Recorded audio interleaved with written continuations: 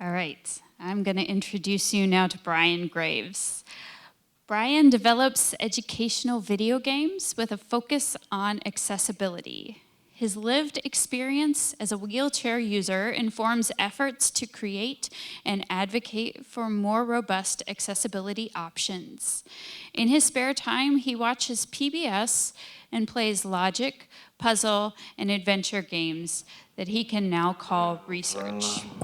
His presentation is titled VR for Everyone, Toward an Accessible Medium. Okay.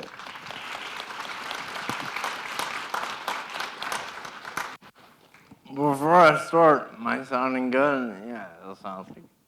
Okay, anyways, here goes. I develop educational video games with special focus on accessibility, like Emily just said. One area of my research is games in virtual reality or VR. These games uniquely offer the chance to immerse users in experience that they might not otherwise have. It might not be possible even.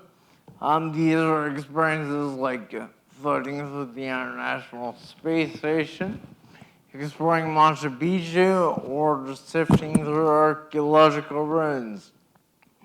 The problem is many VR titles, even the educational ones, were not built with the needs of handicapped users in mind. I'll give you a personal story of that. A person in a wheelchair like me cannot visit the Anne Frank house in real life, or not explore much of it anyways. But even the VR version is marked by the inability to play it as CGI, the inability to change controls, and a complete lack of options for users with audio-visual impairments, etc. But even this messy example, you can see some of the promise of VR were otherwise inaccessible. Historic site can be made accessible without damaging and/or expensive renovations. For all users, it offers the ability to alleviate the burden of maybe spending thousands of dollars to travel to a location. So, VR developers just make more inclusive titles. My talk. Well, there's not exactly a lot of information out there on what handicapped users want need VR.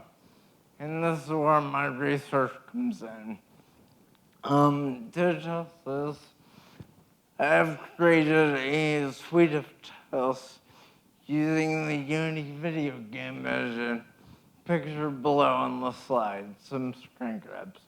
Oh wow, neither. I have populated these test levels with assets I've created using Blender's 3D modeling software pictured above.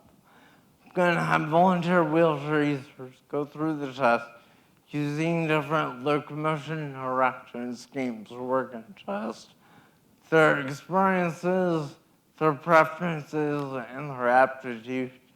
And this information will go to developers to write more inclusive games.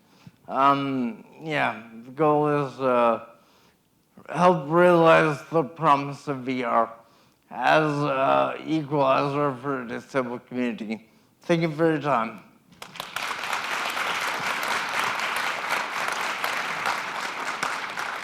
All right, thank you so much. What has been your favorite moment watching people play your games? Because you've tested with your family, right?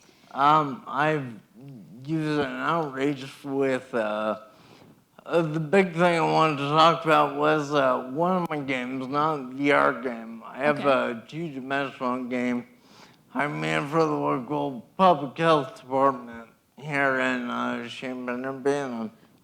In an outreach event on National Assembly last November, about 35 plus kiddos played my game. Oh, And one of the coolest stories, one that I love, is basically one of the first kids, 9, maybe 10, a little youngish, came in and played my game. The second level, beat him a couple times.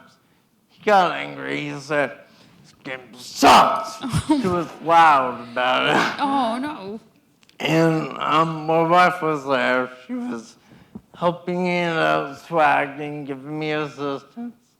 She offered him a prize. He was like, "No." He is stomped off, and I looked at her and shrugged. You can't win up for everyone. Yeah, I guess not. But that, Anyways, the kid came back 10 or 15 minutes later. Didn't say a word.